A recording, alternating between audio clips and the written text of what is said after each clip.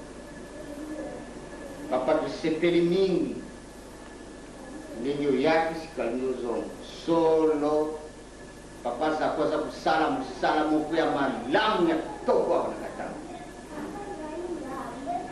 C'est vrai, papa Zako a donné le corps à papa Simon Kimba. Voilà comment il m'écrit. Ah mais ça, il a dit, ça je voulais, je vais vérifier à tout le monde, les bandes existent et tout ça. Ah, c'est comme ça, moi, il ne faut pas venir dire n'importe quoi, là où je suis. Parce que il ne faut pas que vous posez un tata pour dire que dit n'importe quoi, parce que quand il y a la diarrhée des mots, il y a les fanatismes. Là, je ne suis pas de ces gens. Aux allées de Kola, papa me fout mon lord. Il monte de mon papa Zawan. Mais oui, ça y est. À allées de Kola, yoga gapa. Allez, papa me regarde. Il me dit alors, Zako. Ne peux pas avec papa, ne faut pas. Alors, voyez, vous les connaissez? Ah, moi j'ai compris. Je dis, papa, je les vois, mais je ne les connais pas. Allez, papa assis. Et il avait compris que mon fils était sage. A tourné sur la mouton. Ah bien alors, dis, toi, tu compares mon fils à moi d'Anguena, et tu les compares à son grand-père. Et si son grand-père, je l'ai tué, parce que vous les comparez à lui. Tu ne sais pas que Dieu est jeune, ça c'est papa qui est. Et puis vous les comparez à moi, donc il est comme moi.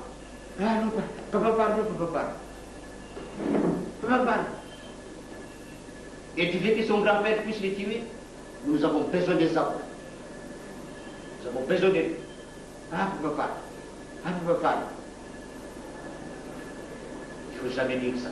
Sako, c'est mon fils. Il ne sera jamais comme moi. Il est mon fils.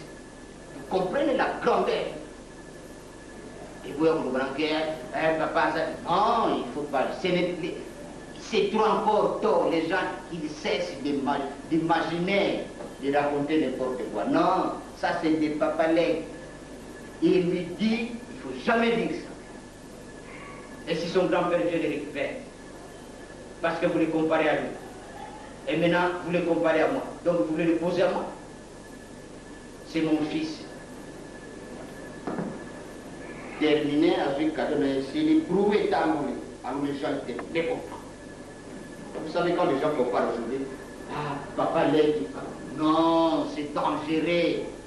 C'est papa Légui qui avait interdit ça à Lubumbashi en 1988, quand il est venu poser la première pierre du centenaire. À vite parole, dans le centenaire, qu'est-ce que je dis, à l'église, à l'Obigoy, ma maman n'a pas tata, ah, aussi ici.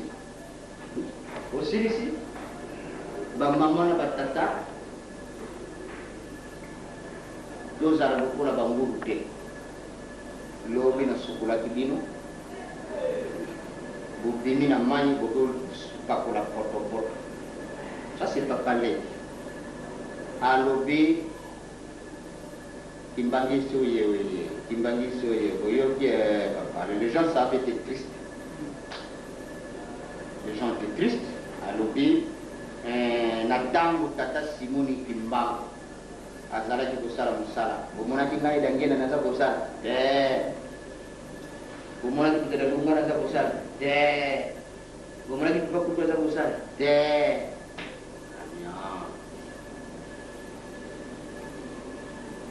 Tangu wana tata zalaki. Na tangu tata zali, siku kosala. Ide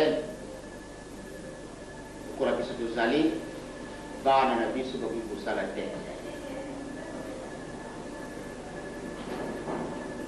Na ntango papa azali lisusu te nde sika biso tozwi mosala yango wana na ye na Lubumbashi mpona kolongola likambo oyo tata atikaka oyo pardon bato basengaki awa na Lubumbashi basengaka yango po papa ayebisaka bango te na ntango papa azalaki kuna papa simonibango apesaka bango etumbu lere akei nde alongoli etumbu wana ntina na tili bino centenaire oyoki lukula ntango ekozalaki biso tozali te bana na biso par exemple lokola Zako azala lokola bana na biso akoki kolongola likambo oyo biso totikaki Azana pouvoir parce que vous allez. Voyez ok, vous allez le voir dans vous. Voyez des pareils modèles de société. Papa dit ça, est clair ça. À moi, il ne faut pas que les gens viennent me manipuler, dire n'importe quoi sur moi. Par exemple, ça la voyez, ah, vous allez le voir papa, mais papa m'avait dit ça. Papa avait dit ça devant tout le monde. Donc ça demande un peu de sagesse, un peu d'intelligence. Et surtout que, Natango et Bakou, Bazali très malin. Bazali n'a pas intentionné. Les gens sont mal intentionnés. Les Cambodgiens à Barouya. Les Cambodgiens les Cambodgiens, c'est parce que l'intention des alliés et Salam. Vous savez, l'église a connu une évolution. Tout ce qu'on est en train de vivre aujourd'hui, mais les alliés Makambo et c'est Salama aux années 60 jusqu'aux années 65, en 70. Makambo Télé, nous étions encore trop jeunes, nous on voyait Makambo Sama. Donc il faut être sage, il faut être prudent. Tozali kaka na mutu moko tozali kolanda biso nyonso recommandation lokola papa ndenge alobaki ete biso nyonso tolanda papa Salomon. Tous nous sommes avec. Tous nous sommes avec. Il n'y a qu'un seul leadership spirituel qui voit, qui nous éclaire. C'est papa. Mais ce qui est commis, oh, il y a kuna Hollandais, oh, kuna Hollandais, oh, kuna Hollandais, il y aura plusieurs têtes et plusieurs quais. Eh bien, c'est la cacophonie, c'est le désordre, c'est la nage. Donc, il faut toujours être très sage. Pas de Ouagadougou, à Philippe sur la Carrefour, c'était tout dur. Il y a papa qui, les enfants de Sinou du Maou, ils sont là physiquement. Ce diminuer sur la mission Koufa. Mais un physiquement, nous le voyons, il est là. Donc il y a qui lui, qui a l'orientation, qui peut nous dire, et toutes choses sur la négation. Mais ce qui est commis, dans la naïveté, oh, il y a l'objet, oh, on a l'objet, oh, il y a Salibo. Oh, à quelque chose, ça veut dire que finalement, tout ça en équilibre. Donc voilà à peu près. Na Luana, na Kamwali Kamwana, il y a comment on dit, c'est toujours en Europe, l'histoire des fèves encore.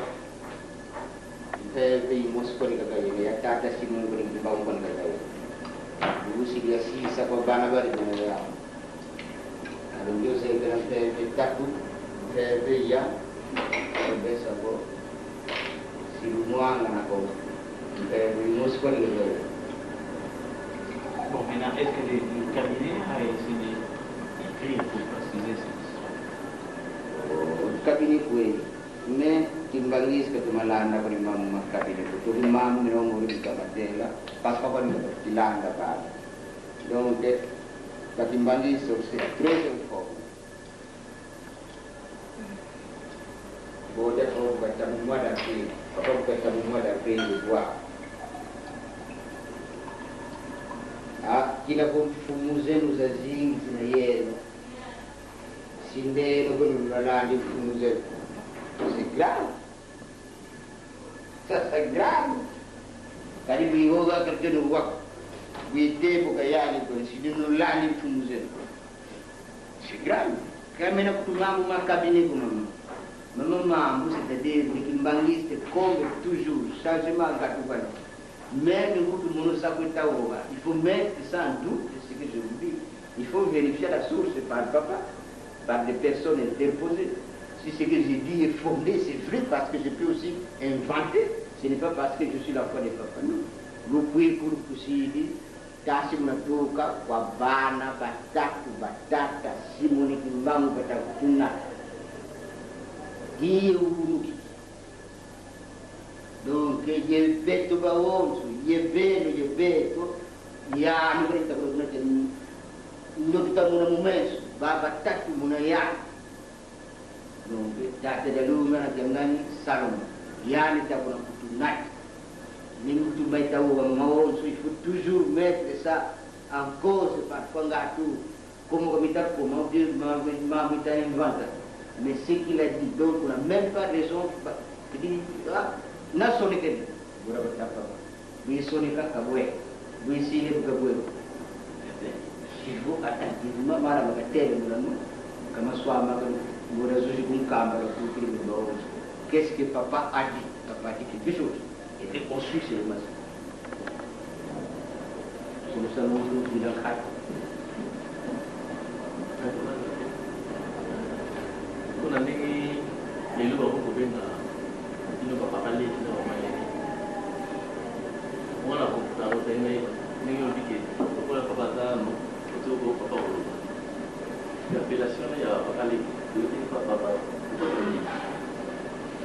donc après on a posé une question c'est quoi appellation papali papa me donne initial initial sus yang initial yang wan ku rasa segi pakam ter bisa jadi bukan aku bang apa balik c'est bien mais c'est une invention des pays mais il faut que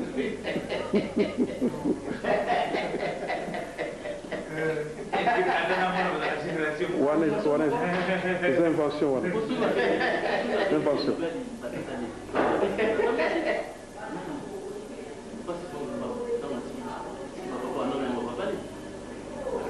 non question posée il y a un solution vous avez question qui n'a pas tout là on a un moment on va pas parler quand on va ça pas